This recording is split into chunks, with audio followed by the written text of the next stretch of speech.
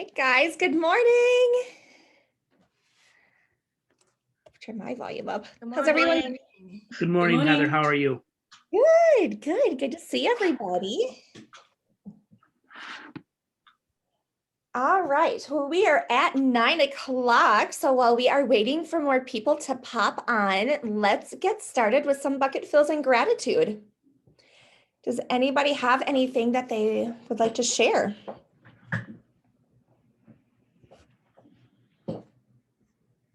All right, I'm going to jump in. I just want to say thank you so much to this leadership team. You guys were amazing while I was gone. I greatly appreciate everything that you did. It was so nice just to get away and enjoy the sunshine. And I tried to zoom in on the boat, but as you could see last week, I literally could not hear anything or say anything. But thank you so much. You guys are awesome. It's so great to have that, just kind of be able to get away and enjoy the sun somewhere else. So thank you. Welcome back. I want to bucket fill our ALC members. I am just continually so happy and impressed with the culture and the value that they bring to our market center and for you guys, and past and old. The event that Shannon put together for us that's coming up in a couple weeks, our multicultural potluck, and the lead gen contest that's coming up this Wednesday. There's just so much good stuff, and I'm just so grateful for their leadership and support. Does anybody else have any bucket fills or any gratitude to share? I know everyone's filled with gratitude. Who's thankful for the snow? Heather, really? Not at all. Take us back to Florida. Well, I'm grateful that it's going to be 40 today and that the snow is going to melt. True. I'm hopeful. All right. Well, let's go ahead and move on then. All right. Who has anything to share? Just listed, coming soon, buyer needs, open house help, just kind of anything that you have that you want to share with the group. Go ahead, anyone. This daylight savings time's hitting everybody hard. I know. Come on, guys. What we got? 45 people and nobody wants to.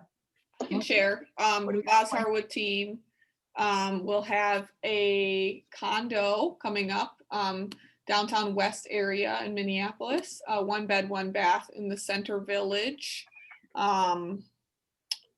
complex. So hopefully that'll be hitting the market later this week. It's currently still in withheld status, but yeah. Awesome. Thanks, Nora. I'm going to have a 3-bed, 2-bath, kind of 2-story in Midway coming up. It'll be live next week on the Fond. Should be about, we have it at 280 right now. We're going to reevaluate here later this week. So. Awesome. Does anybody else have any coming soons or buyer needs or just listeds? Do we have anybody that is looking for somebody to host an open house for them? Because I know so many of our new agents are looking to host an open house. So if you're looking for help, we'd love to know that. I am just going to then jump over really quick to our, here we go. To our document, and we'll just breeze through this. So if anybody has anything else they'd like to share though. So just a reminder that we have this document for our market center to network within that you guys can input your coming soon and your buyer needs. So we do have a few coming soons from Elizabeth Gust. Amy Grenier is, do you have any updates on yours? Is that still coming soon? John Oneman, JB, Martha, and Tracy. And then we have our buyer needs tab as well. So if you guys have anything coming on the market, I encourage you to check this out to see if there's anybody you can help within the market center. So this again, you guys have access to this to input anything that you have, and just remember to keep it updated as you can. Where is that again, Heather? If you go to rosevilleconnect.com, And then you'll click on this top right-hand corner, the buyer needs and coming soon.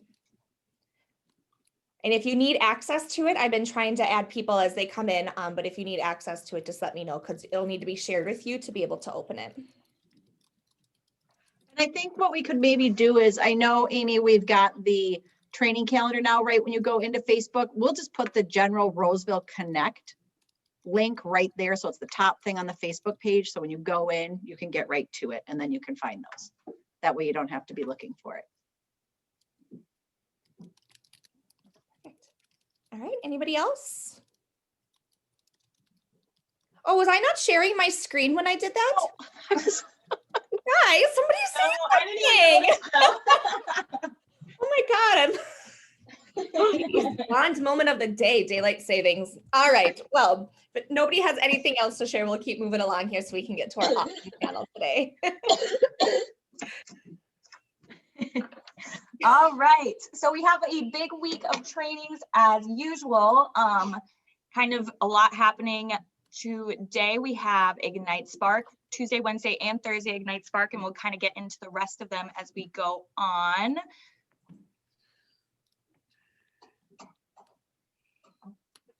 All right. So we've got a couple of great things coming up starting tomorrow, but I thought this was kind of an appropriate screen to, slide to put up here with Gary kind of showing what his 6 steps are for growing a winning business in 21. Obviously we can read, but 1, set a big goal and a big plan. 2, block off mornings for lead gen. Keep that in your mindset up there. 3, view your database as your business. 4, focus on referrals. 5, don't be afraid to delegate. And 6, put it all together. So now if we hop to the next screen, there's where our number 2 is really going to come in. I hope everybody's been putting together kind of your lead gen plan for a big kickoff competition. Starting tomorrow, we're going to do the lead gen Shamrock live lead gen contest. And again, that's going to be, was that Chad? Got to be someone over there. That's going to be Grand Avenue and St. Paul competing against the Market Center here in Roseville.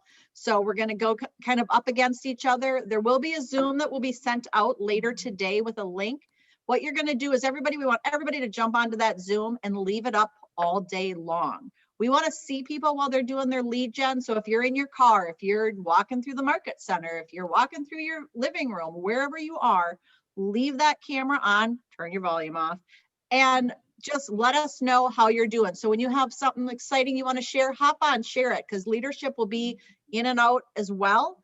But hop on and share your excitement. We'll have bells that you can ring when you get that. And then we're going to have some other exciting things. We're going to, let me quickly switch here.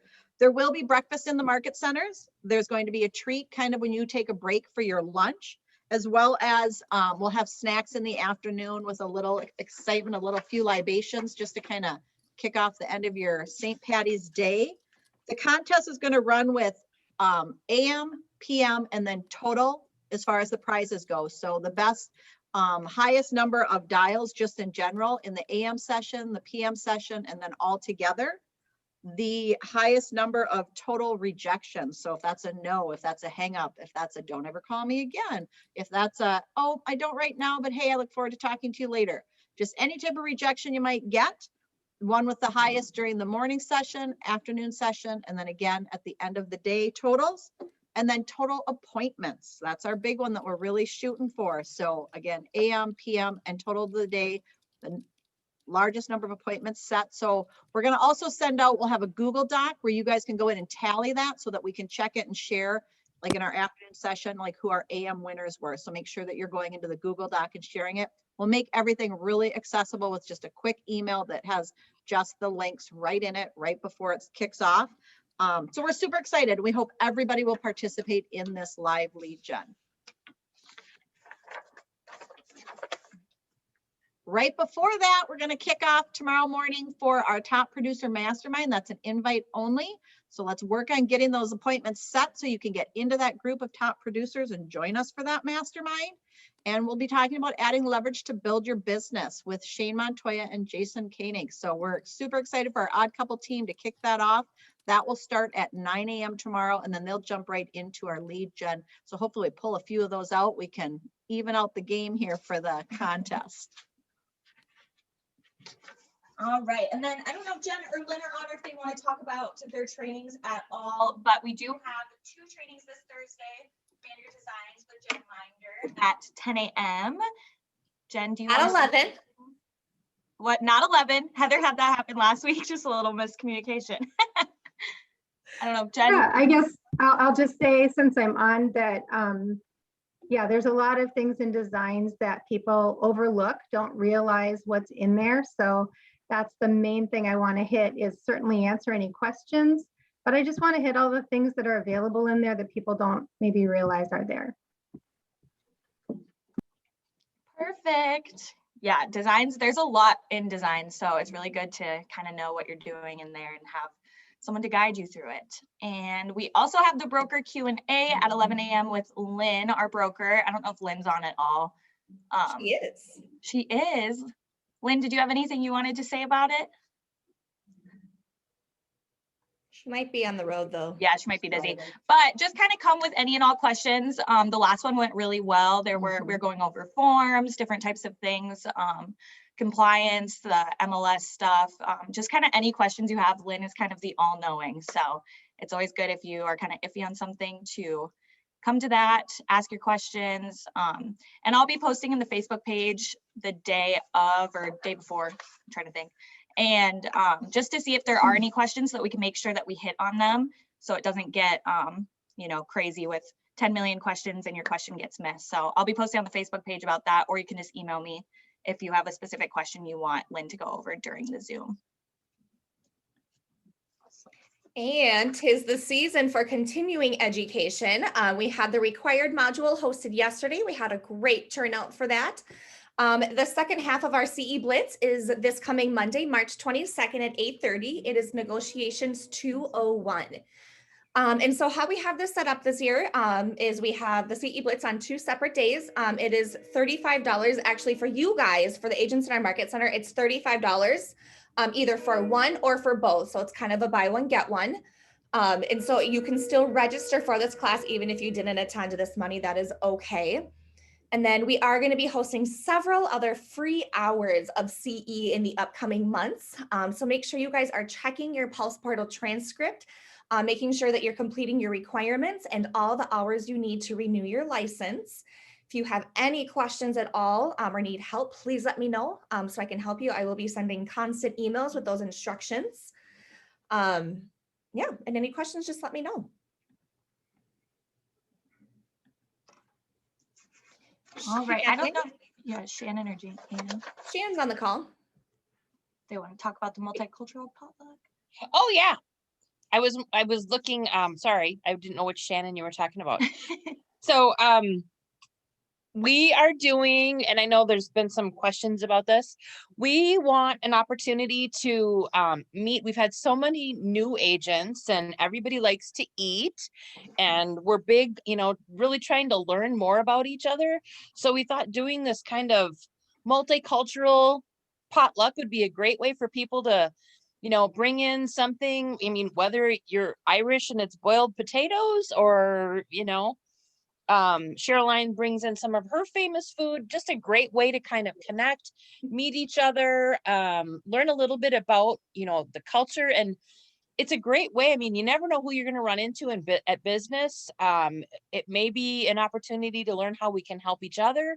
So we're going to be doing it at the Roseville Market Center. Because we've got Ignite and some other things going on, we're going to have it there, and it'll be kind of spread out throughout the market center.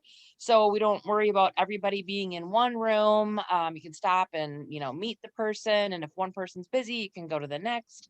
So we're going to do our best with social distancing, and with any luck, it won't be like today outside. It'll be like this weekend, and people can actually even maybe go outside and snack and talk with each other. So there is a link to sign up for, you know, whatever you want to bring.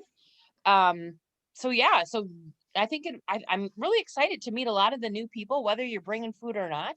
Great way for everybody to meet each other and just learn a little bit a little bit more about each other. So sign up and we'll see you at the table. Thank you, Shannon. Oh, all right. Sorry about that. Just want to quickly, we've got something coming up here and this kind of helps kick this off. But again, KW was listed as in one of America's best large employers in the Forbes for 2021. So that's another great acknowledgement that we received. And with that, Heather, if you want to pop to the next screen, it's that time again to do a more local one through the Star and Tribune. The top workplaces survey is going to be coming out. I'll be heading that up again this year with working with it's called Energage. So that's who you're going to see an email from. That'll come from me initially with another email with the actual survey coming from Energage.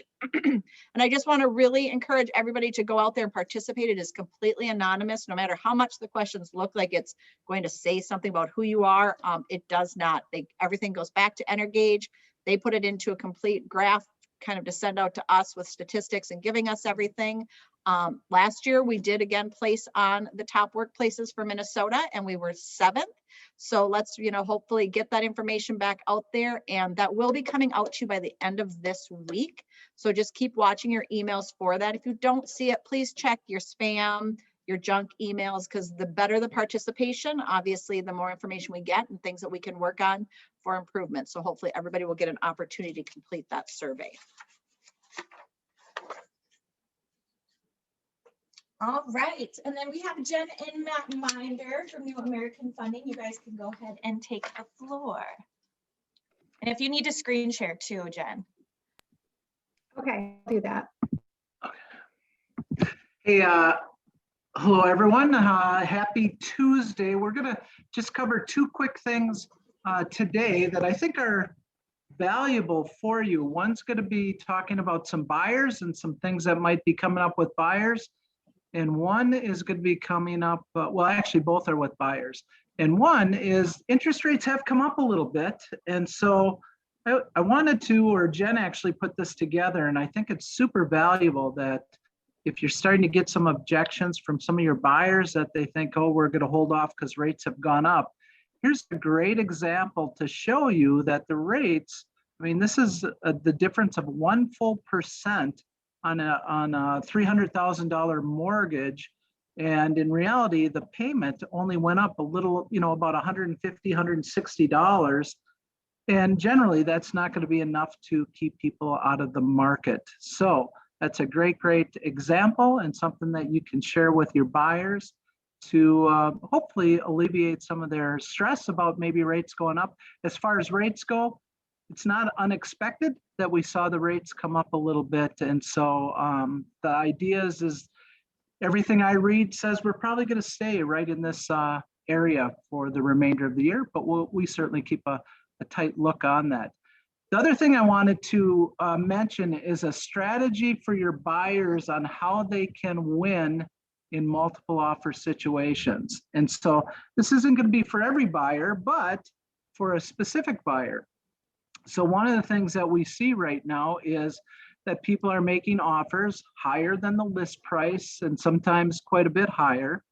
And so one of the things is that people are talking about doing an appraisal guarantee or making sure that, hey, we'll pay 10 grand over whatever the appraisal comes in at, something like that. So part of the worry or the concern is, well, what's the home going to appraise for? And so one strategy that we've used, again, it's not for everyone, but it's a great strategy for a person who's, let's say, buying conventional with 20% down, and that the makeup of their file is fairly strong. And what we're doing is we're getting what is called a PIW, which stands for a Property Inspection Waiver.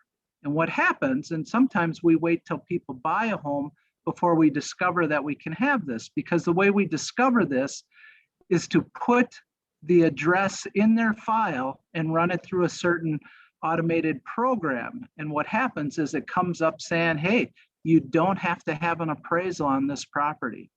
And so one of the strategies that we're using is we're doing this before their offer is accepted to see if we could get that property inspection waiver at their offer price And then we know that that's not an issue. And that could, we've actually had one of our clients who is selling receive that on an offer, and that just alleviated any stress that they had. And they took that one right away because they said, hey, that's one thing we don't have to worry about. Their offer was 20 grand over the list price, and they got a PIW. They didn't have to worry about the appraisal. They knew that they were going to get that amount. But anyway, again, it's for specific individuals on certain files. But boy, I'll tell you what, it helps quite a bit. We're seeing that when we're able to do that, that they're getting that offer accepted almost every time. And so if anyone has any questions on that or would like me to look at that, or if you're working with a lender, maybe point that out to them to see if they would do that for you so that you can make your buyer's offer as strong as possible. Any questions on that? Matt, this is Shannon. I do actually have a Yeah, question. hey, Shannon. With the market the way that it is, we're seeing the houses go on so fast and Yeah. highest and best, typically, I mean, it can happen within 24 hours or it's over the weekend. How Mhm. does that work with a property or a appraisal waiver? Would that work in that case? Or, I mean, do you need to be able to do it during the week? Oh, no, not at all. It's basically, I have their file in, this program our company uses is called Encompass. Many lenders use that program called Encompass, and we run it through an automated system through Fannie Mae. I can do that at midnight. I can do it at 3 a.m, Okay. preferably not at 3 a.m, Right, but right. if you ever needed that done over the weekend, certainly we do that. And so Oh. again, what constitutes an application is 6 things. And usually the last thing that we throw in is the address of the property.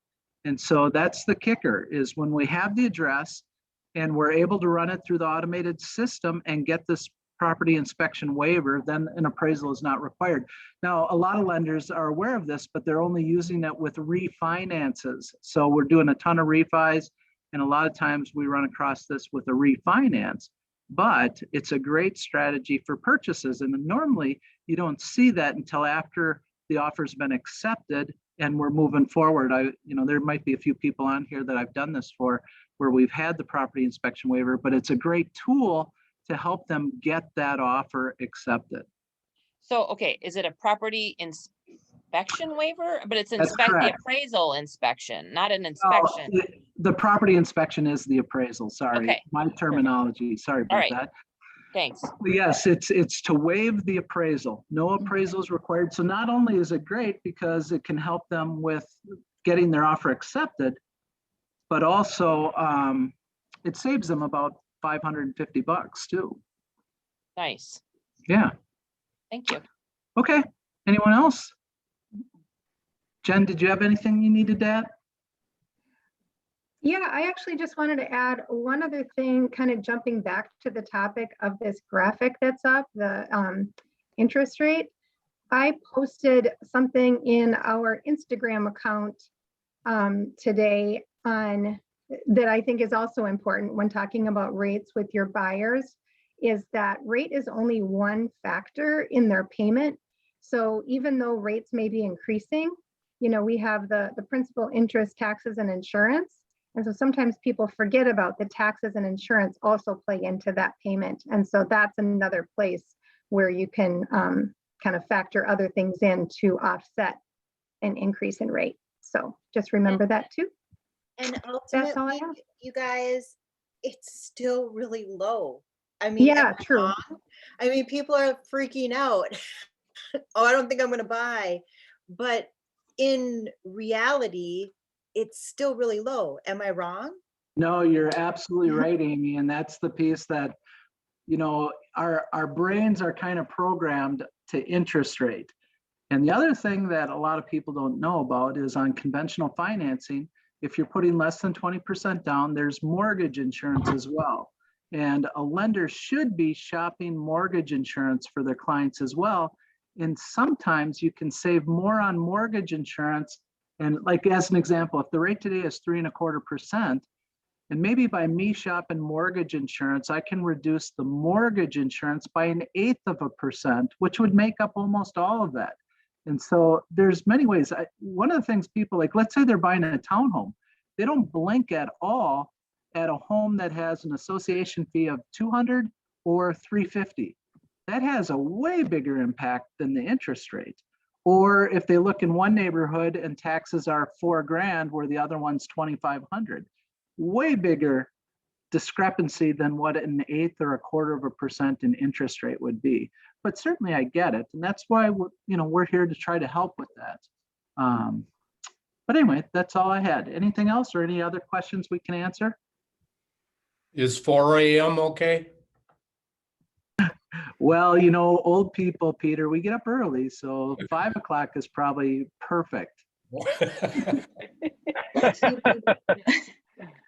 All right. Thank you guys so much for sharing with us. We are going to go ahead and move into our main event of the day. We are so lucky to be joined by Bethany Nelson of the Bethany Nelson Real Estate Group and Carissa Zimmer of the Zold Real Estate Group. Thank you guys so much for joining us. Guys. We are so excited to talk all about social media with you. So Bethany and Krista, if you just kind of want to start out, explain how long you've been in real estate, just kind of what your business looks like. Give us a little bit of insight into you. Krista, do you want to go first? Sure, I'll go. So I was in consumer goods for probably about 5 years until I started real estate in 2017. Can you guys hear me okay? Am I on? Okay, You're good. I started in 2017. I joined my husband, Trent Zimmer. We had our first child and I was traveling a lot and realized that I needed to get off the plane and focus on my family. And he was building a big business and I was excited for him and wanted to join him along. So I've been doing it, what did I say, 2017, so 4 years now, right? That's crazy. Our goal is to help 125 families this year. We are in the Apple Valley Market Center, Keller Williams Select Realty. And yeah, I have 2 kids and 1 on the way. I'm due in May. So exciting. I got into real estate in 2010, became licensed in 2011 officially, but and started actually with Todd Haig's team in the Maple Grove office. And since then have played a couple of different roles within Keller Williams. I've been a market center team leader for 2.5 years. I've had a team, then my team fell apart. Then I was a single agent, and now we're back in team building mode. So we have our executive assistant, Jess, who's been with us all of 7 weeks, and 2 admins that both started brand new with me two agents that started with me last fall. So we're in the shaky, rebuild phase right now, but we're excited. So, and it's an honor to be here and to be on a panel with Carissa, because she's a boss and we look up to them a lot.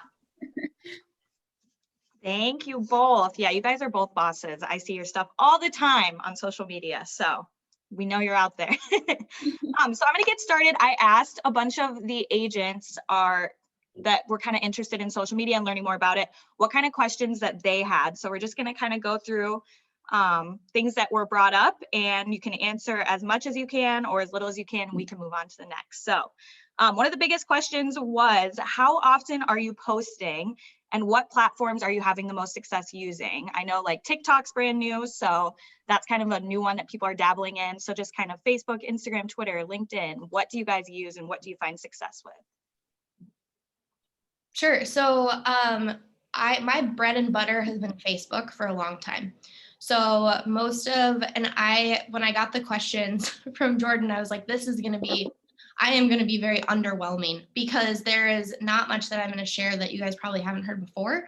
And so with Facebook, it's a lot of I believe in posting as much more personal than you do business. And so I post more to my personal page, telling stories about what's going on in the industry, but also just kind of what's going on with me and growth.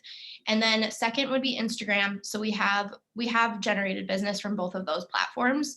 From there, I would say, do we get business from other platforms? I would say it's almost a secondary source where maybe people see it on Facebook and then they also see it on LinkedIn. And, but I would really say that LinkedIn and Instagram are our two main sources. And as far as how frequently we're posting, I used to be way more consistent and way more scheduled. With growth, that's been something I've been slacking on. So our next hire is going to be a marketing intern to help with some of that posting. Yeah, and we use Facebook and Instagram mainly. I'm not a TikTok person. I feel so awkward. I don't know. Some people are really good at it, and I know it's being used in the real estate world really effectively. We just haven't really dabbled into that. So our main focus is Instagram and Facebook. The amount of times we're posting, we are constantly evaluating our insights and our traffic on Instagram and Facebook. And what I have found is that you have a couple of different audiences throughout the day, right? A lot of people pick up their phone when they wake up, sadly, but it's true. So to capture that audience right away in the morning, we try to do a morning post. And then you're also going to capture some people over the lunch hour. Just naturally, you catch up on social media, and so we try to capture that audience. And then we sometimes will also do a late night post, and those are actually the most effective. It just depends on what we've done throughout the day. I don't want to be like too much in everyone's face. But what I've also learned is that there's no right or wrong, and you can't post too much. So we try to do like a 7 p.m. or later post. And that usually gets the most capture rate and the most eyes. So I found that to be super interesting. But Instagram and Facebook, they're two different platforms. Just be mindful of what you're posting on Instagram and Facebook. You're getting two very different audiences. And so we do share everything on Facebook that we post on Instagram, because we have that little like share feature on Instagram. And I also try to include extra content on Instagram that's going to appeal to people who use that platform more often. And then we'll post some more statistical market update, more in-depth information on Facebook. Awesome. So when you guys are posting, like Krista, for example, you said you post morning, afternoon, night usually. Are you guys using like a content calendar to kind of manage that? Are you scheduling posts? What does that kind of look like? How are you getting the content out onto the web without having to do it? Oh, I have to post this at 8 a.m. Yeah, for sure. And like Bethany mentioned, we used to be really good at scheduling things out, and then the pandemic hit. And we dialed that back because of insensitivities. You want to be sensitive of what's going on in the current news. You don't want to be like, hey, look at this house and our city is burning down. Like, so we dialed that back when everything started happening in 2020. And what has worked for us moving forward is we use Slack as a team communication platform. So I have different categories for our social media, like Tip Tuesday, Wisdom Wednesday. I have one that's like Carissa and Trent, and we tried to go on as a couple and talk about what's going on out there and what we're seeing. And then I have just random listing ideas or random posts that we can include for buyers. And that's kind of my brain dump with, we have another admin on our team, and she's sort of just morphing into more of a marketing role. And she's super good at it and very, very talented. So that's a brain dump for me and for her to kind of organize my thoughts, because they're crazy and they usually come in at like midnight or 6 a.m. or whatever. And then from there, we take our ideas from Slack, and we have a team Google Drive, and that's organized by the different social media categories of types of posts and things like that. And we'll put that into the Google Drive. And then I typically go in as the director of operations and put due dates on things for stuff that's not relevant to a specific listing. So I'm talking about material that's like in addition.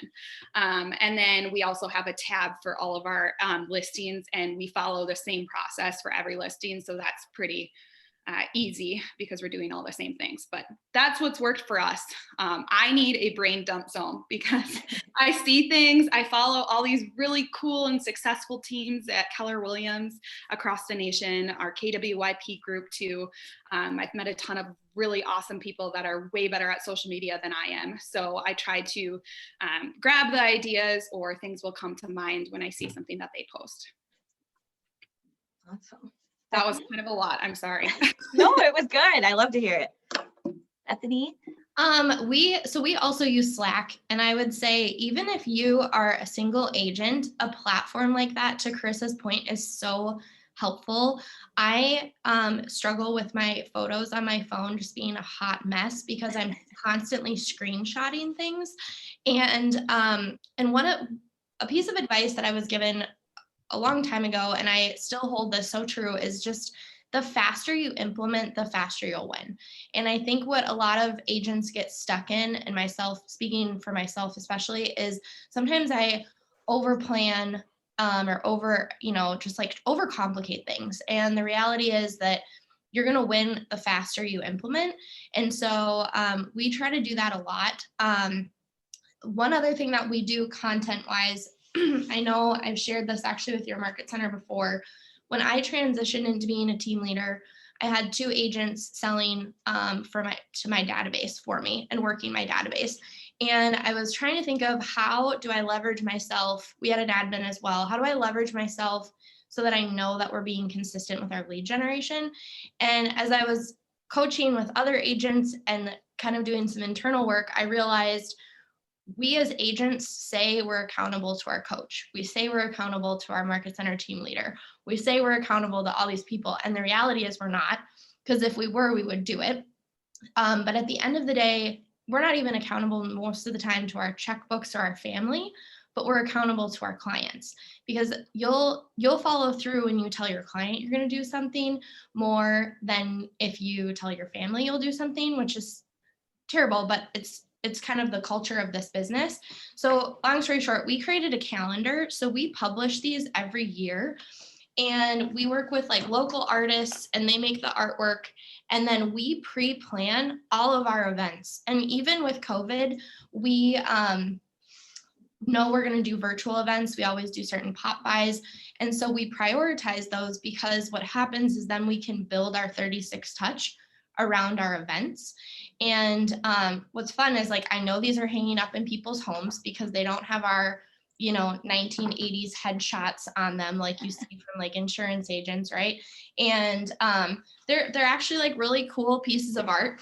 So we just build our content around that. And then the other thing that I've also been learning is that people work with you because of you. And if you're on a team, it's because of the culture of your team, and lean into whatever that is. So I have been doing a lot more with real estate investing and with wealth building.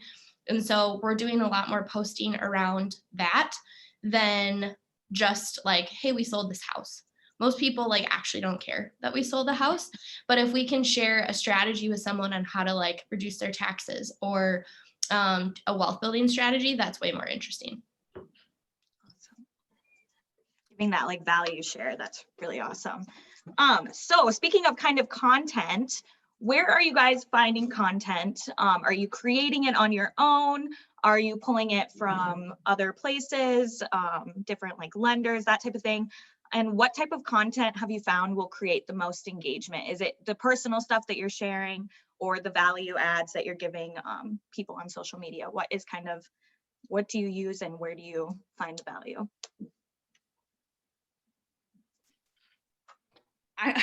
I'll jump in real fast. I was actually just looking at this last night when I was reviewing the questions, and on Instagram, I find that the more eyeballs we attract are with our like videos with humans in them. So videos that myself and Trent make, or someone else on the team, or any type of video with a human in it usually gets the most eyeballs. And then other things that get a lot of views. I mean, a hot, really super cute listing will always get a lot of attention. And then I found on Facebook, the most posts that we get the most attraction with is market updates, graphs, stats, numbers, that type of thing. And where we get our content is a couple different places. One, I just listen to Trent all the time and take notes and brain dump into Slack of conversations that he's having, or Zooms that he's on, or listening to trainings. I follow a lot of people within Keller Williams, KWYP, and then a favorite source of info is Keeping Current Matters. They have a Facebook and blog, a real estate blog. I love reading their stuff. It's so great. They even share like graphics that you can use as agents. And if you want, you don't even have to recreate it. You can just download it and use it on your social media. So that's a favorite one. I'm trying to think of any others. Just NAR stats. I'll go on there and grab stats. I try to run things by Trent because yes, I'm an agent, but I'm also director of operations. So I'm not out selling homes actively. So I want to make sure that it's making sense and it's appropriate for that time. I like to say I'm educated, but it's always helpful to run it past your rainmaker to make sure that this is the content that they want putting out. So, but just listen, like look and listen. There's so many fantastic teams at Keller Williams that you can follow on Instagram and Facebook, and they're always throwing out their advice. And yeah, it's kind of what we do. And then we create our own too, a mix. We do almost the exact same thing. I mean, I'd say like to my point before of just like taking screenshots and sending them somewhere. And then when you need something, being able to pull from that. The other thing that we didn't address earlier, and I'm pretty sure Chris and Trent do this too, is we actually get a ton of interaction on our Instagram and Facebook stories. And so that, content goes away and not as permanent, but posting there, short video clips there. And like Chris had mentioned earlier too, be really aware of like what's going on in the world, because if it's, even now with the trial going on, I mean, and there's just heightened nerves and sensitivities. And so just be very aware as you're posting, but I get a lot of responses that way as well. And if you're like, our team is in canvassing for our buyers, if you're doing stuff like that, take a picture of doing it. And it doesn't need to be, yes, Instagram, the prettier the content, usually the better, people like it or interact with it, but people also like to see authentic and not just like professional photos. So I'd encourage you to like do a mix of them, like the nice photos and then the like, I mean, I've posted plenty of like my hair's in a messy bun and I look ragged because I worked, 16-hour days all weekend, and like that's real life. And so people are going to see you in person no matter what. So just pretending to be photoshopped all the time isn't great. The other thing that we have really been leaning into and our priority this year is YouTube. And so we are doing higher end videos on all of our listings, and we're starting to do more vlogging that will come out later this summer.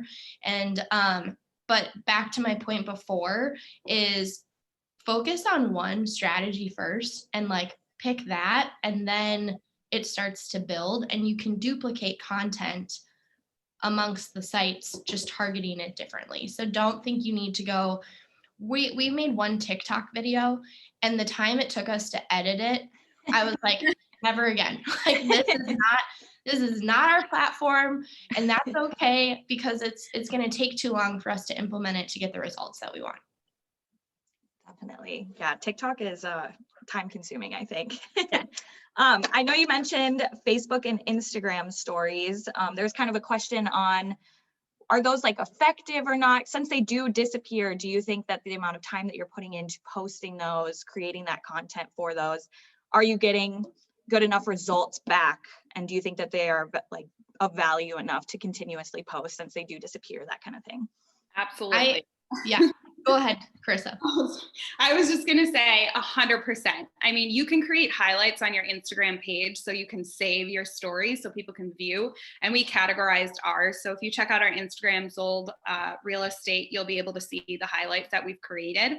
And Brooke Boss, I know she does a really good job about popping on Instagram stories and just giving market updates or what's going on her weekend or whatever. And be authentic. Like Bethany said, like, we all live crazy lives. People don't want to see this ring light professional video. I mean, yes, there's a time and place for that, but don't be afraid to just pop on and talk about something that someone would find of value. Don't make it about yourself. I think that's a huge misconception with social media. People don't want to hear your sob story. Like, just what you want. People are going to work with people that they know, like, and trust. And sadly, I feel like these days we get to know people through social media.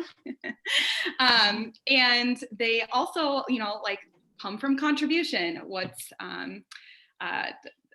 What people tell us in this company all the time. So make sure you're coming from contribution and sharing things like that. But I would say one time I posted a story, this was last week, I had 32 messages, 32 separate conversations with people surrounding one Instagram story. That is crazy. I was like, heck yeah, you agents, like, I reached my lead gen in 10 minutes. You guys can go do your thing till noon. I'm done. And I'm not even supposed to be lead genning, but yeah, it's just get on there and post. And like Bethany said, focus on one thing. So if you haven't done Instagram stories before, make that your focus and just go for it. Yeah, and there's 2 ways to do the stories. So, or actually I'm going to say 3. So one is just posting like authentic, real content. People will start to like know patterns in your life. So meaning like, I'm a Starbucks addict and I have 2 dogs. And so like, I'm constantly posting about like drop the dog off at daycare and thank God because he's, you know, hyper. And that's the stuff that people want to see because they get overstimulated by just like real estate posts. And so there's authentic stuff. 2 would be if your clients make a post. My strategy used to be I would try to post the closing photo first. And my new strategy, and tag the client so that we were involved in the photo. My new strategy is I've asked clients, do you want to post it first? I don't want to take your joy. And just by saying that, they're like, oh my gosh, that's so thoughtful of you.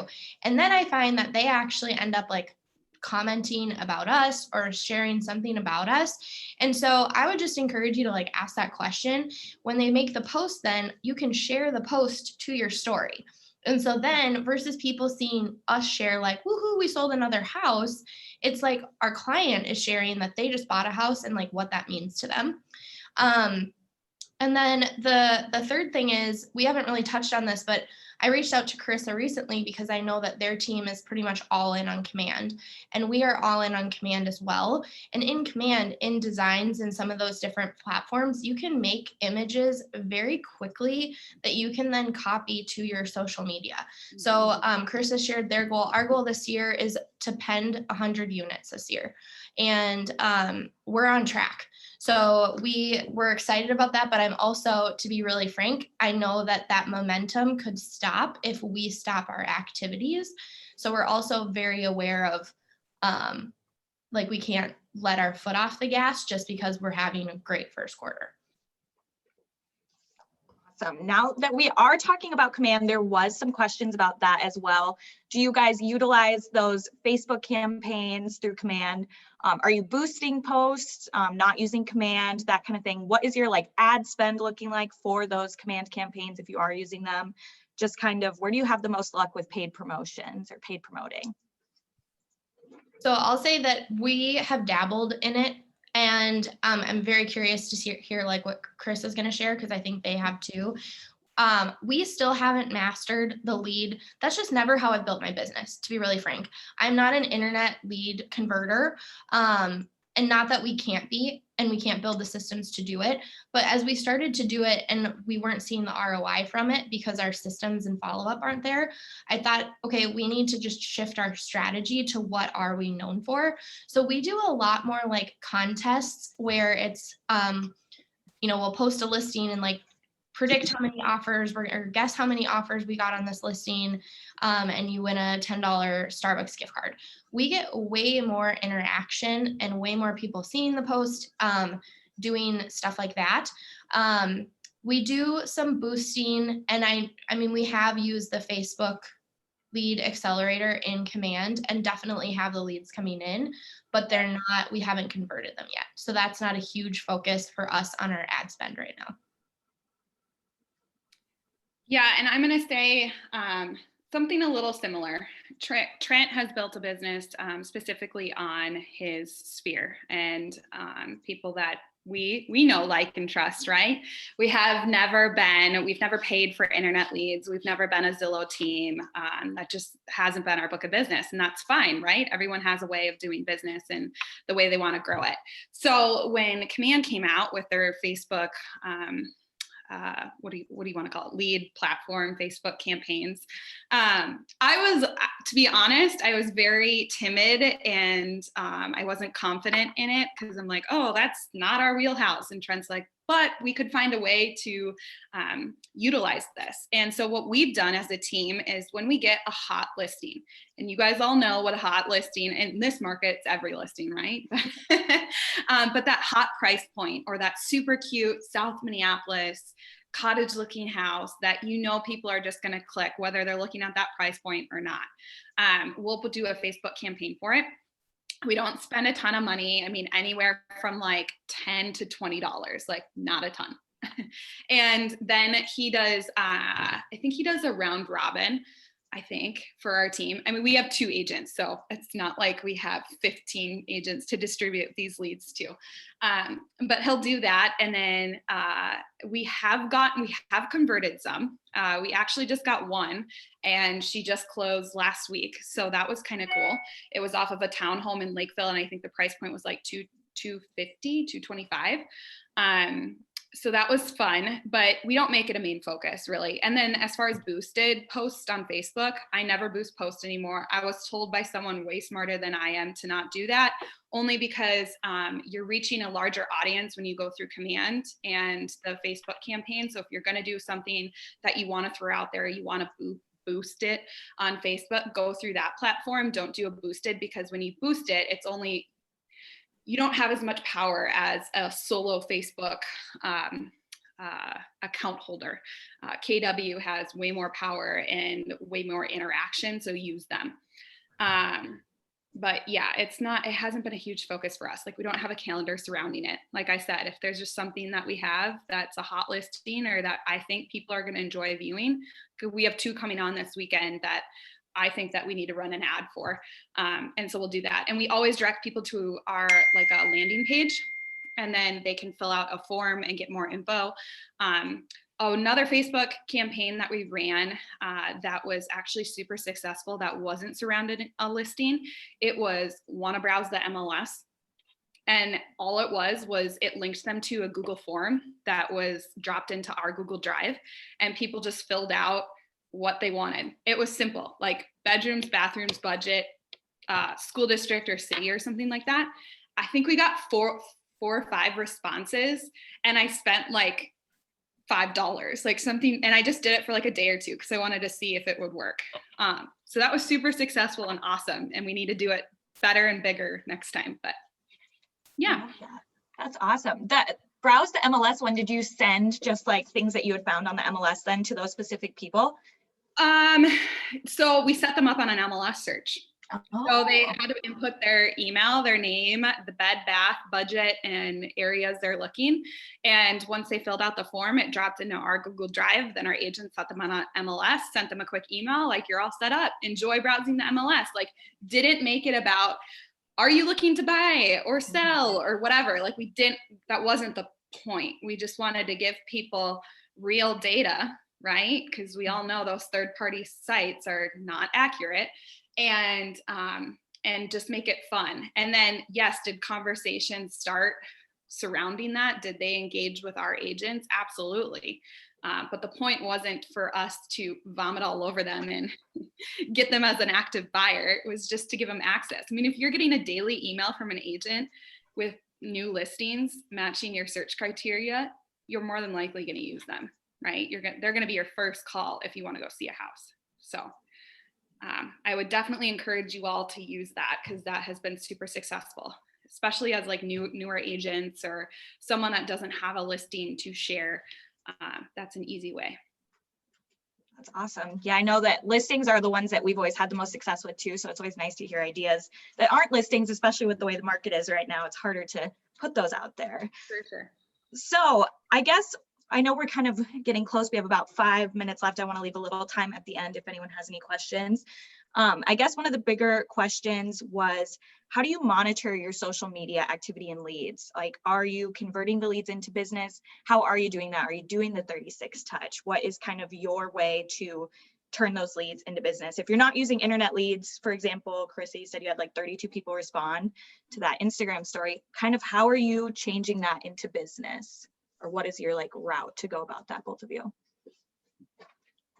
I'm just asking for their real contact information. I had someone reach out just last night. Her dad is being put on hospice and they need to sell her father's home. And first and foremost, if I think with anyone, we have to remember like they're human on the other end. And so just saying, you know, I'm so sorry that you're going through that. And that must be extremely overwhelming. And she just said, like, we don't know where to start. The house needs a lot of work. So the thing with that is we have multiple avenues to, right? Like she could sell it to one of my investors directly. I can help her fix it up. We actually do that with our sellers. We have a program where we fix up their homes for them for an additional fee. Or we can just list it on the open market as is, right? But I'm not going to share that all with her immediately because she just told me her dad is going on hospice. And so just saying, hey, you know, because she said, we're probably a couple weeks out. And I think Todd taught me this, where whenever someone gives you a timeline, cut it in half, and that's a real timeline. If they're a couple weeks out, as soon as dad's in hospice and he's settled, they're going to be like, how do we get rid of this house? Especially if it needs work and there's a mortgage on it, which there is. So I just said, can I get your phone number? I'm going to text you so you have my number for when you're ready, and then send her a message, and I'll just stay in touch that way now. Now I can easily drip on her that way. For me, most of my business does come in through Instagram story messages or through Facebook messages. Like, it's the easiest way for people to reach out if they don't have my phone number. Even though my phone number is literally everywhere on the internet, that's where it's most convenient for them. But the minute I can pull them off of that platform and into like a real texting conversation, the conversion goes up. And to be frank, we get most of them. And so that's my goal, is to move them off of the platform as quickly as I can and as sensitively as I can. Like, what's the benefit to them for us to move the conversation off the platform? Sometimes it's introducing them to a loan officer. Sometimes it's, hey, let's have a phone call, just a 5-minute phone call to learn more about what you're looking for. So I can, share with you like what to expect. That's what people want to know. Like, what they see all this, their information overload. They just want someone accessible to answer their questions. Yeah, I think you hit it on the head there. That's exactly what we do. Just try and get them off the platform. If it's a conversation that I'm personally having, or if it's a conversation on my personal Instagram and not our real estate, I will see if the contact is already in Command. If it is, most of the time it is, if it's on my personal, because we're friends with them. I will add a note into the note section in Command with the content, and then alert Trent usually, or another agent on our team, about the conversation that I had, so they're up to speed. And then any conversation surrounding real estate, like the one Bethany just said, like, hey, I'm going to be ready to sell, like my dad's going into hospice, I need to sell his house. That instantly we're creating an opportunity, and that's going in the cultivate stage, so everyone can see it. And then if it's me having the conversation, I'll assign it to an agent. If it's the agent having a conversation, they'll loop in the admin team, although we don't touch it until later on in the process. The whole team is aware, because most of the time these people, everyone knows them, right, on our team, especially Trent and I, we're married, so we know a lot of the same people. So just being aware of those opportunities. What was one thing that came to mind? Shoot, Keller Mortgage. That's a really good one. A link to pre-approval. A lot of people are Trent sends out that link almost every single time, which has been super helpful. Another one that he's been using, not so much at open houses, just because of COVID, we haven't been doing many of them. But when he gets the opportunity to have a conversation with someone, we have a digital business card that we're able to text them. So we were shopping this weekend and he was having a conversation with someone because he wears, if you know Trent, he's a big vest guy and he wears this Zold real estate vest. And I kid you not, you guys, he has like 12 of them. And they're all in like different colors. And like, he always has a vest on. It's like a black North Face, navy North Face, gray North Face, fleece North Face, like all, and he got them all branded and that's his outfit.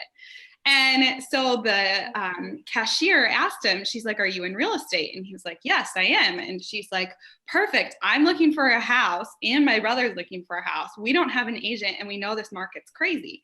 And he's like, sweet, what's your phone number? I'm going to text you my digital business card and then I'm going to text you a link. And that link is, we're all about KW. We love Command. We love the app. However, we still are sending our HomeSpotter link just because we feel like the KW app has changed significantly in the last month. If you guys have gone into it, it's incredible. It's actually insane what it can do now.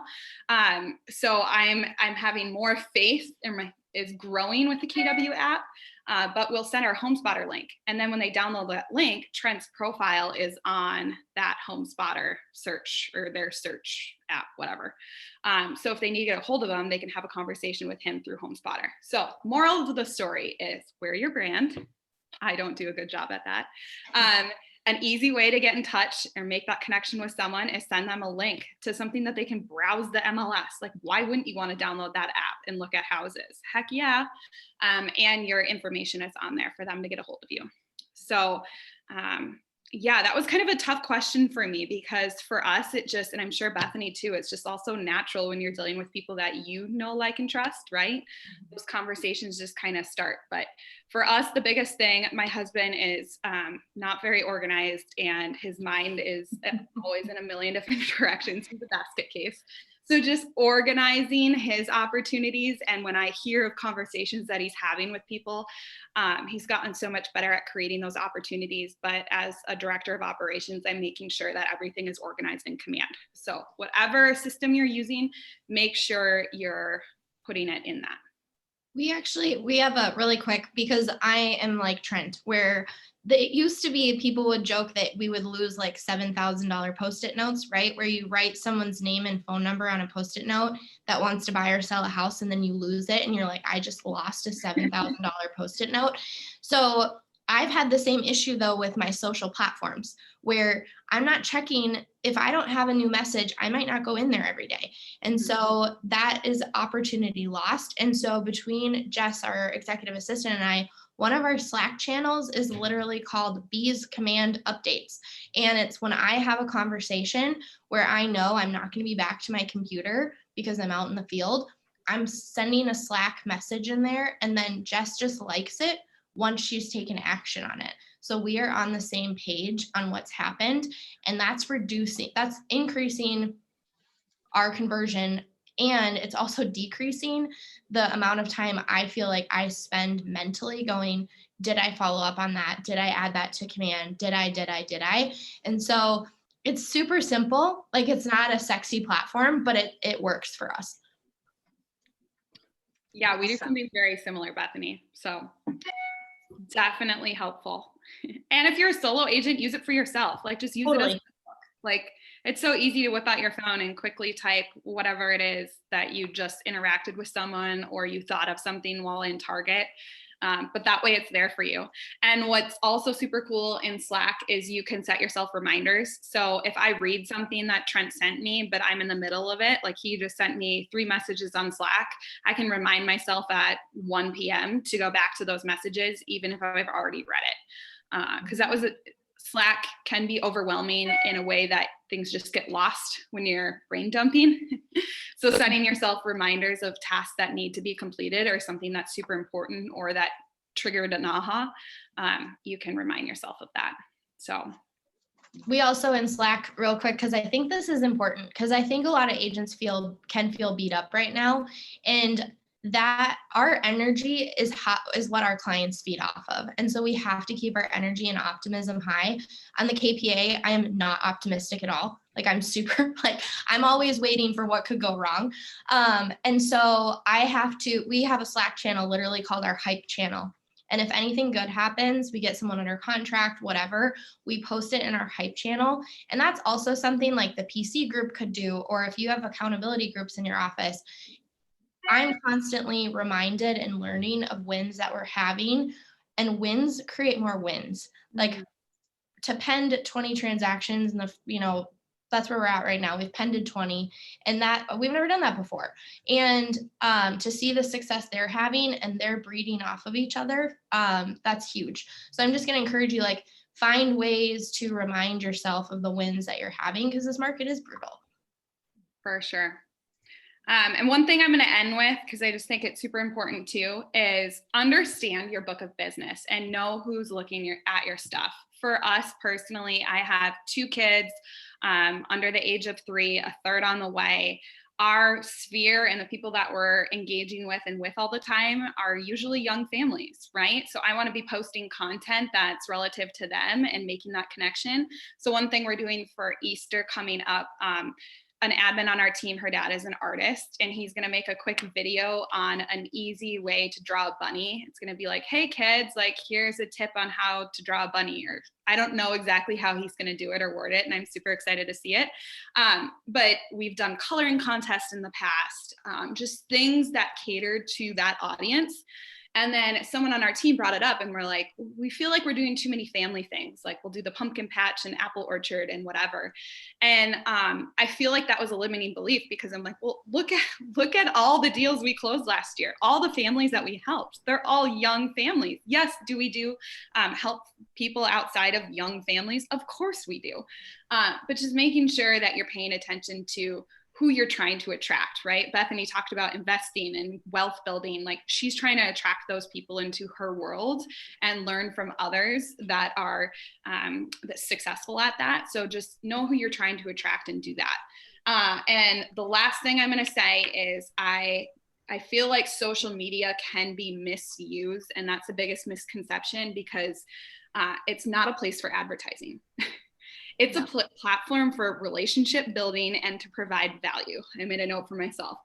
I said, people will work with those they know, like, and trust. We know that, right? Let others get to know you and create a brand. And Bethany mentioned this too, create a lifestyle that will attract and desire people to have a relationship with you. Be that source of knowledge in the real estate world. Don't make it about hey, I just signed a $1 million listing. Nobody cares. And you're making it about you. Right? So how can you spin that and provide value to others? Check out this super cool kitchen. I'm so inspired by this gold hardware, or whatever it is, but just be mindful of that, because I see so many people on social media now outside of our industry that are using it for a place to make it all about themselves and advertise. And it's wait, Facebook was created to connect, be the connector. And I think we as Keller Williams, we all do such a good job at that. And we're all authentic individuals that just want to give back to our communities. So make sure you're portraying that on your social media pages. That's so good. We are really quick, because I know we are over on time, but there's still a bunch of people logged in. So I'm like, whatever, we'll keep it. Go for it. We do have the same conversation. And so many of our clients are either starting their families or are young couples that maybe haven't. So we're doing our first ever March Madness bracket challenge, where we have 50 people signed up with brackets. They had to pay a $10 entry fee, which is all going to a nonprofit that we're passionate about. And that's the other thing is we're actually starting to, this is going to sound crazy, but we're starting to charge for some of our events, but all the money goes to a nonprofit.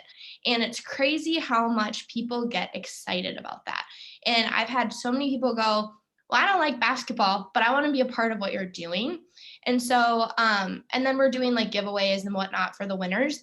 There was something else I was thinking of, but I think to Carissa's point, it's all lifestyle, and you're going to attract that which you are.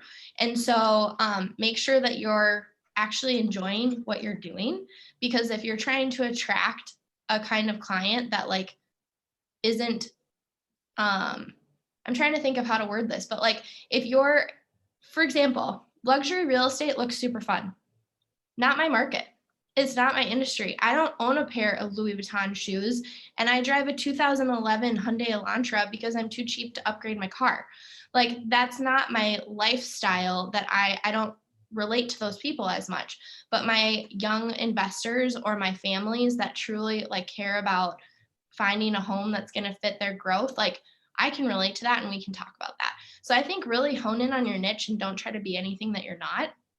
And the last tip that I'd leave, because I like to leave people with a practical, is if you're on Facebook every single day, check your Facebook birthdays.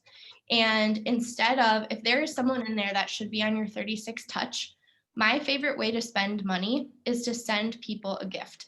And Starbucks makes it so easy. If you have their app, you can gift someone $5 or $10 through the Starbucks app. All you need is their email. If you don't have your email, this is the perfect way to send them a private message and say, I'd love to send you a Starbucks gift. Can I get your email? But I do it for it's part of our 36 touch. I send it to our past clients, and I always then get tagged in their coffee pictures from their birthday. And, it's like, thanks Bethany for the coffee, or, whatever. I have a client who's super pregnant right now, and she has a 2-year-old and a 4-year-old, and she's exhausted. It's not her birthday, but she still needs some coffee. So it's my favorite way to just like make people's day. And it's a really easy thing to implement when you're trying to really ramp up your social media. I love that. And a mother that's pregnant with 2 little ones, oh my gosh, if someone sent me a $5 Starbucks QR code, I would forever remember them. And they would make my life. Like that's awesome. And so easy too. So easy. So easy. Well, I know we are over on time, so I want to respect your guys' time and everyone else on the call. Thank you guys so much for joining us. I had so many people putting in the chat that you guys were so valuable and you have so much amazing stuff to share. So thank you so much for being with us. We are so lucky to have you. And thank you. Thanks for having us. Guys. Thanks, guys. Thank you so much. Thank you. Have a good day, everyone.